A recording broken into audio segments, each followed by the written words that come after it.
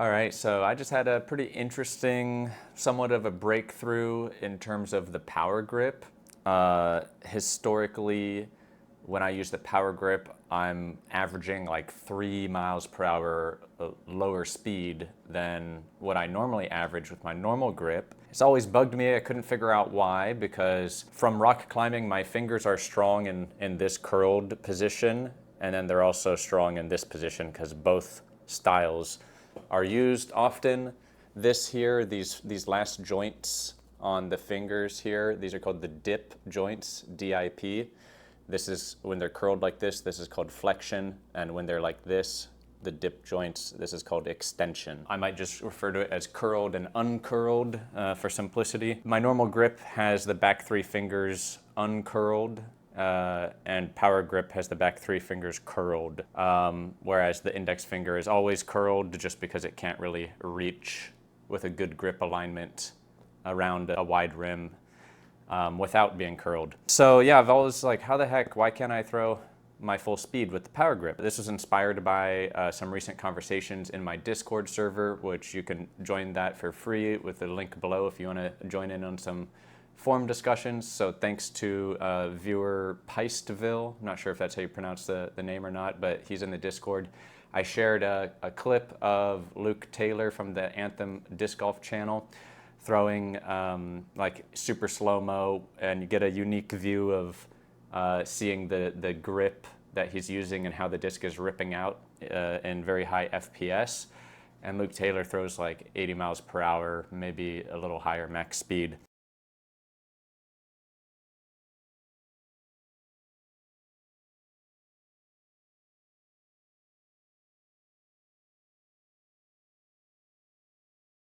And it was kind of just surprising the way it looked. It looked like he had extra space between the disc and like his palm. I didn't test leaving that extra space between the disc and the palm, but I'll try to test that soon compared to wedging it all the way in there. Sounds like it could simulate having a longer lever potentially. And my first thought though is that it'd be too hard to grip it. The grip wouldn't be as strong, but Luke Taylor, it's good enough for him to throw 80 miles per hour. However, I don't know if he changes his grip when he's throwing max power. And it just kind of looked different the way it ripped out, but maybe it was just because it was a unique camera angle that you don't get to see very often, and the high FPS that you're not accustomed to seeing. But anyways, Peistville was mentioning what he saw. It looked like after the throw, his thumb was contacting the middle finger more than the index finger. And so that brought up the conversation of pinching the thumb on the index finger versus the middle finger. And I realized I'd never really tried pinching the middle finger directly. And so that's what led to this test. So first, let me give some background on what my normal grip is compared to the power grip I then normally was using when I was trying the power grip. And then the kind of new power grip, the modification I made to it for this test in order to compare pinching thumb with index finger with a power grip versus pinching thumb to middle finger with a power grip. So my normal grip, I call it a clamp power grip. That term clamp I first heard from Blitz, DG, so he uses that term to describe the type of grip pressure he uses in his grip. I was already using it in my normal grip, but I wasn't emphasizing it as much as I do now after hearing Blitz talk about it. And emphasizing the clamping grip pressure helped give me some speed boost.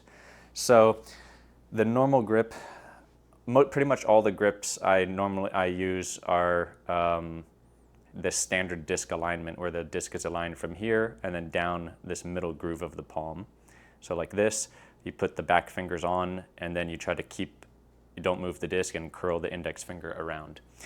So that's the alignment. Go into a modified fan grip like this, where these two fingers are out onto the flight plate. Here's from above. Don't mind the hole, it's just testing something. Now slide these middle two fingers in, closer to the rim, and they should naturally stack on each other slightly. Middle on ring on pinky. They may not stack this much. You can change that. So this is a stacked power grip, I call it. But people who do this grip, a lot of them maybe focus all or most of the grip pressure going into the rim this way. There's still a good amount of fingertips, finger pads on the flight plate here. So you get that same kind of comfortable support you get from a modified fan grip.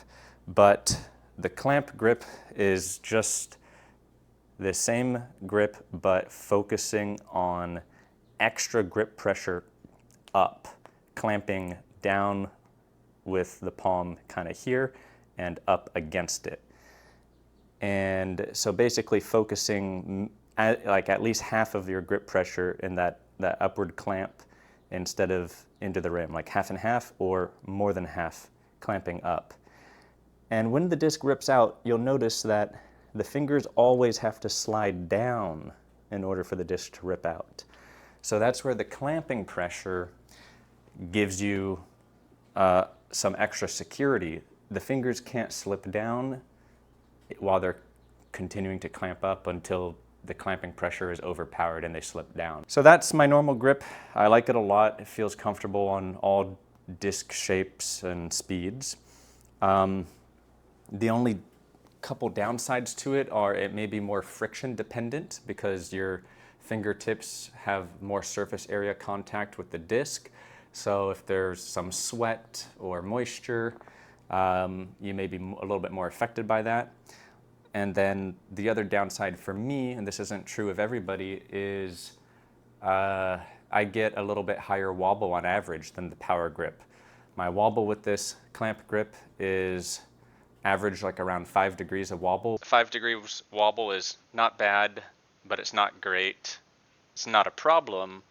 But if you're 5 degrees average, that means sometimes you're above and sometimes you're below. And so above 5 starts getting into the bad territory. 6 and 7 is manageable if you have good spin, but above that starts getting pretty bad pretty quickly. I do sometimes get extremely low wobble with this grip. It's just more rare than with other grips. And it's more expected at higher speed, you'll get higher wobble.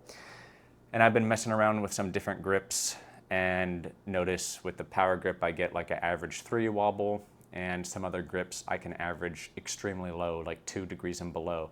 So now I really want to find out how can I get, for me high power, for me high spin, and still get good average wobble. So that's one reason I keep messing around with different grips. Quickly on that modified fan grip, it kind of makes no sense to me why you would do this instead of just bringing them in a little bit. You bring them in a little bit, still get plenty of that support on the flight plate, but when the disc is ripping out, what's going to happen in a modified fan grip is these fingers are going to start slipping and probably slide over the rim.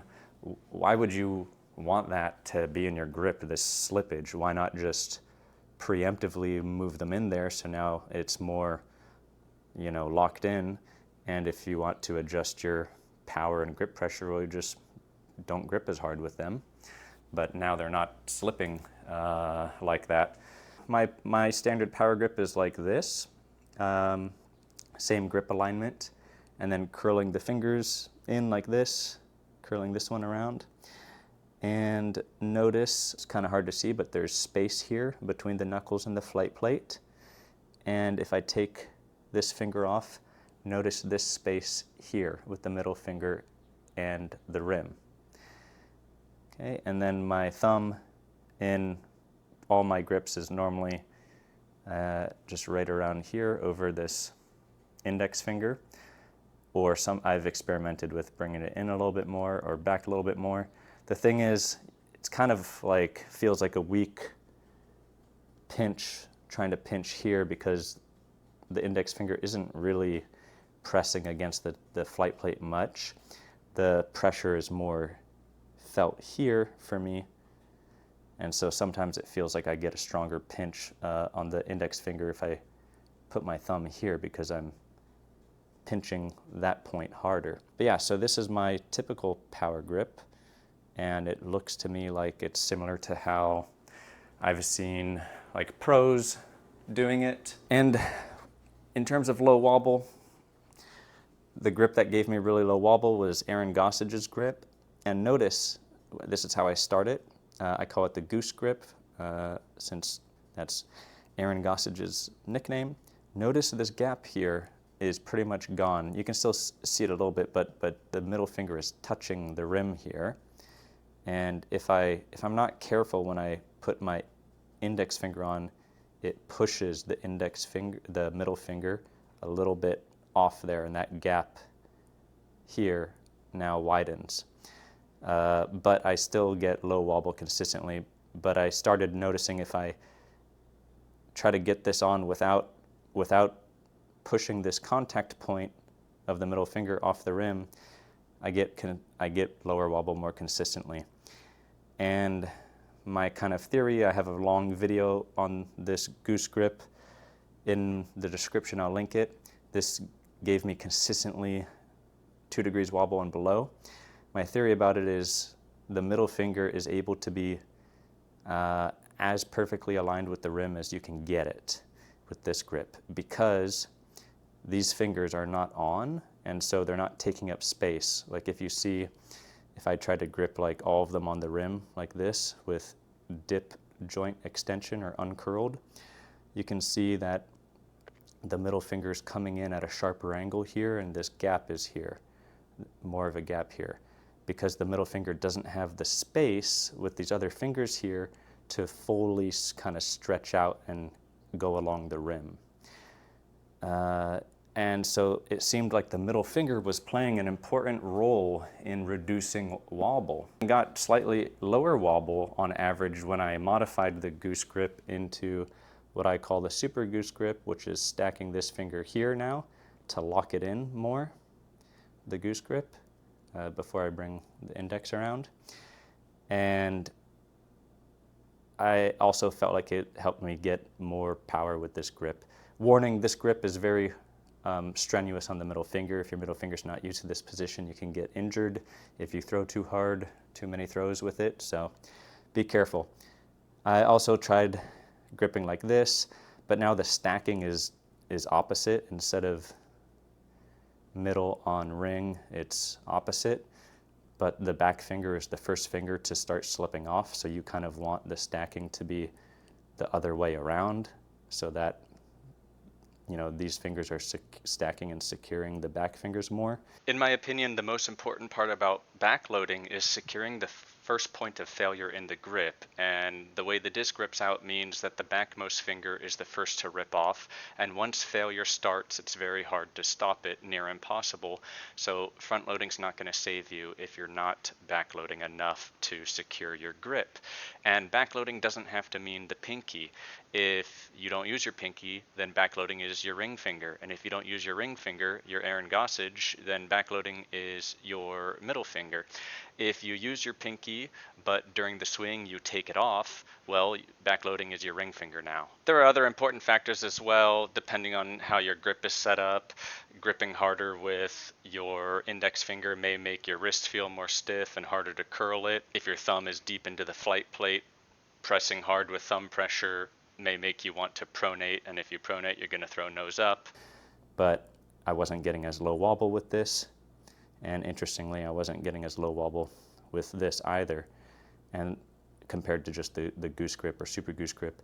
And also the ring finger's having to reach further now because the middle finger's taking up more length, and so it just feels kind of more awkward and like I don't know, it's coming in at a weirder angle, and I can't even like barely get the pinky's not really doing anything at this point. It's barely reaching, it barely has any strength. So that's the reason stacking is common, is because if you let the middle finger take up all this space like this, you don't really have much space for the other fingers. So that's interesting on wobble, but it did feel sometimes a little bit hard to get my full speed with the Super Goose grip or the Goose grip, and it doesn't feel like it has kind of that flight plate support because there's not much middle finger contact here, so it feels a little bit harder to kind of hold the disc up comfortably. You can do a goose grip where you get the middle finger a little bit more onto the flight plate like this, but I think if I remember correctly, I didn't get as low wobble. Still quite low, but not as low. Yeah, I don't know, it's just a little bit of a weird grip.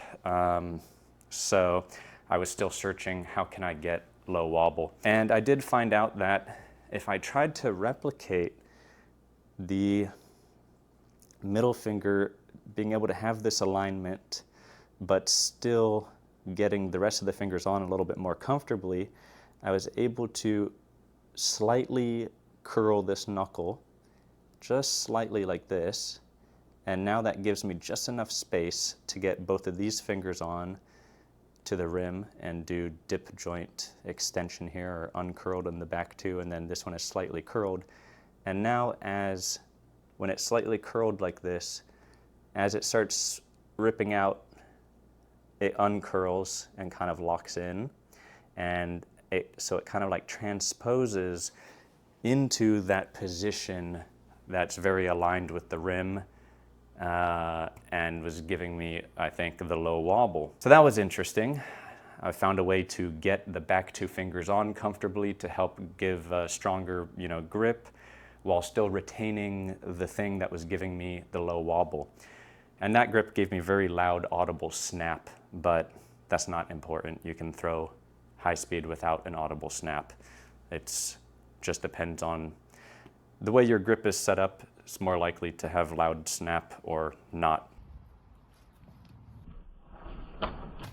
But yeah, sometimes it felt like I just, with that last grip I showed, was having a hard time getting full power with it, and especially with putters where the rim is so narrow, it felt like it was a little bit harder to get the full grip pressure or something like that, I don't know. So that kept me wanting to search, and I've always wanted to be able to get the power grip to work for me in terms of getting my full power that I know I have, so that I can just test it for longer and commit to using it for a while. I thought also maybe if I just commit to using it for a while, my body will get used to it and figure out how to get my full power.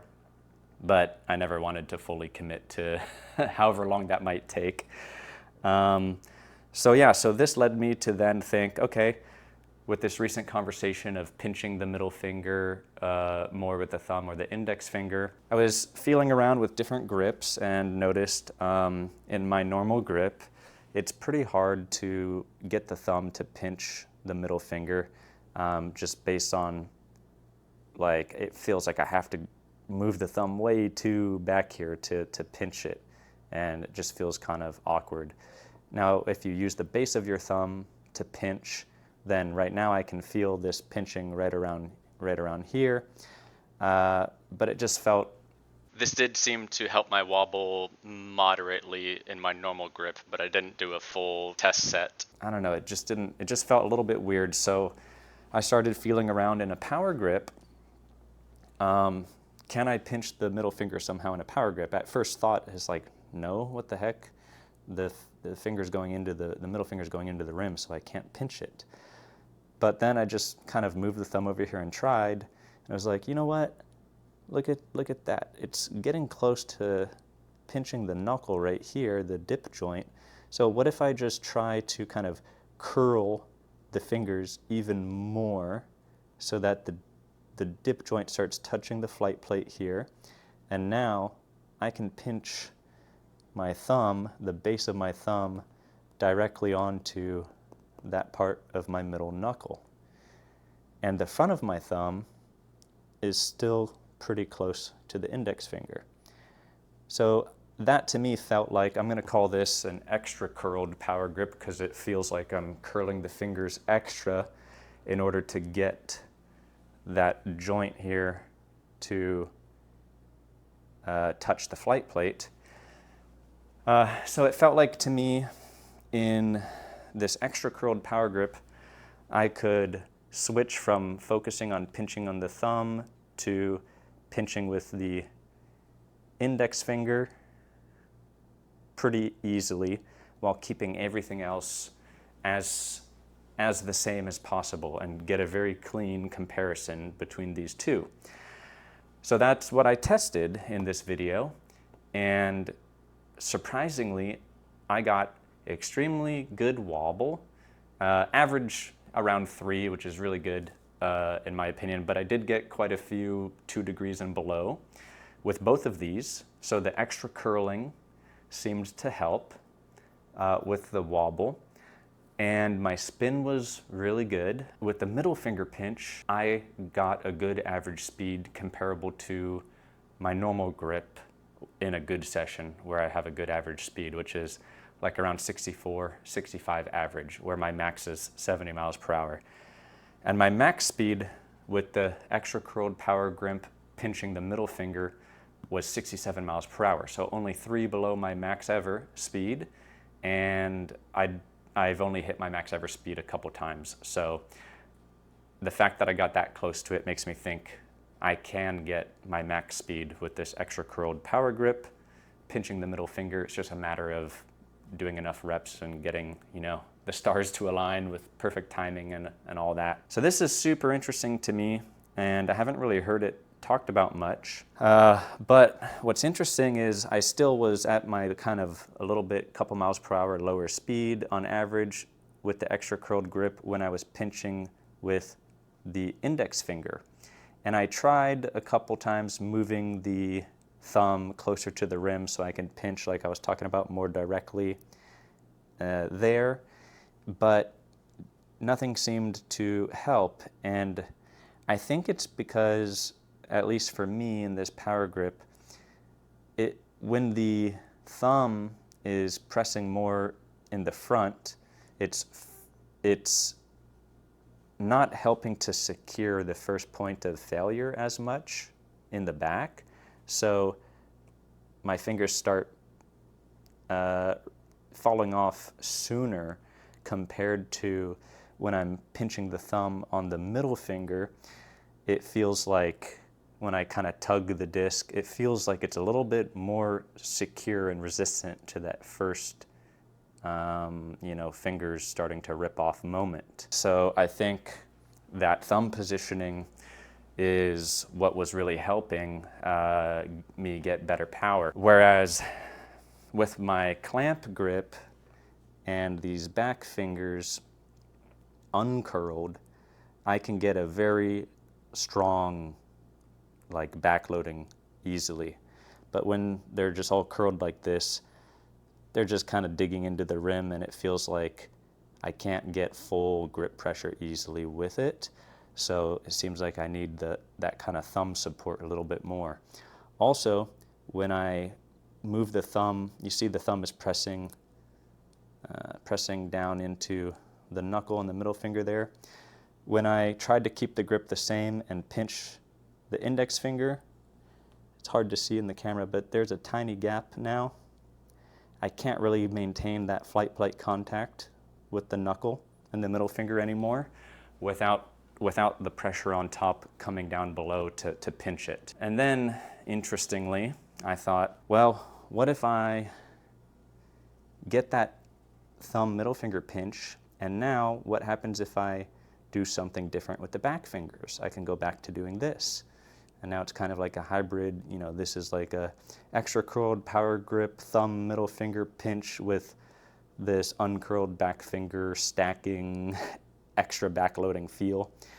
And it feels really good and strong, and I also was able to retain some of my low wobble while doing that. So that's interesting. That might be the best of both worlds for me personally, but I'm gonna keep testing things. And I can also do more of a hybrid like this, and then only the pinky like that. This is getting the ring finger on some flight plate contact here, but I can also get the ring finger more onto the rim instead, and pinky on the rim instead, and now minimal flight plate contact. So there's lots of options with this, And it seems like this middle finger is very important for securing the grip with the thumb, at least when the fingers are in that curled position, and for me specifically. And now in multiple different grips and multiple variations within those grips, it seems like the middle finger's position is important for low wobble. You can also see that when you see there's this gap here that I was talking about before, which kind of is a marker for the middle finger not being aligned with the rim as much. It's angled in this way instead of this way. When I try to curl this knuckle into the flight plate and start pressing on it, that gap now goes away as much as possible. The knuckle here is touching the rim, and the thumb pressing down is securing that, making sure that contact stays.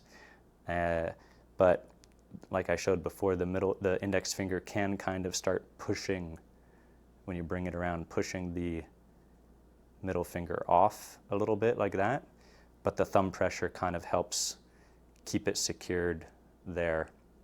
It does feel like if I try to keep this contact here with the rim, that my index finger can't reach as well, but I don't feel that as that big of a problem anymore when I'm thinking, well, I'm pinching the middle finger mostly, so the index finger is more of just kind of like a guide now. Oh, the other thing that happened, since I finally unlocked closer to my good average speed with this extra curled middle finger pinch power grip, I was excited and threw a lot at high power, too much. So don't do that and be careful.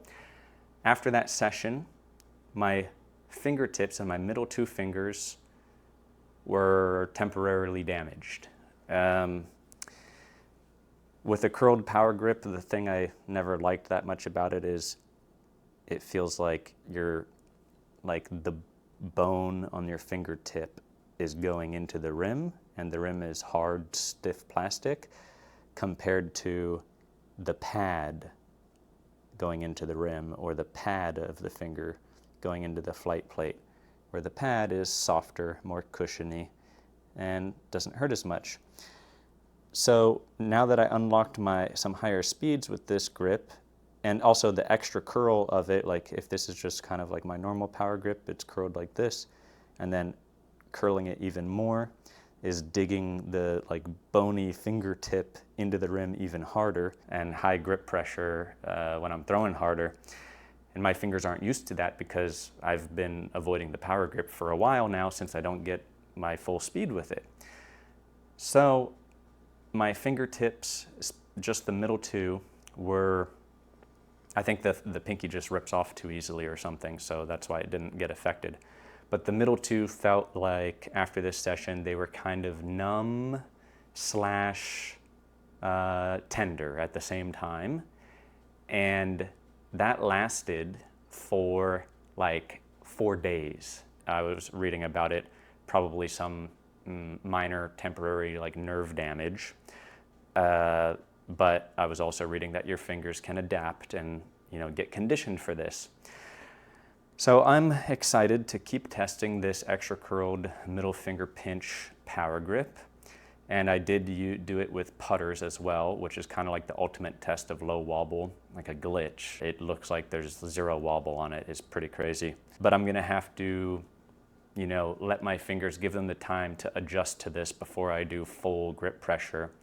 So I'm going to try to work it in more gradually, and maybe do some conditioning where just around the house I get into this grip and just go, once my fingers have fully healed, and just go, squeeze them hard into the rim, do some reps of that throughout the day, short duration squeeze, just to get my fingertips more conditioned for that, so they can handle that. Let me know if you try it. Let me know in the comments.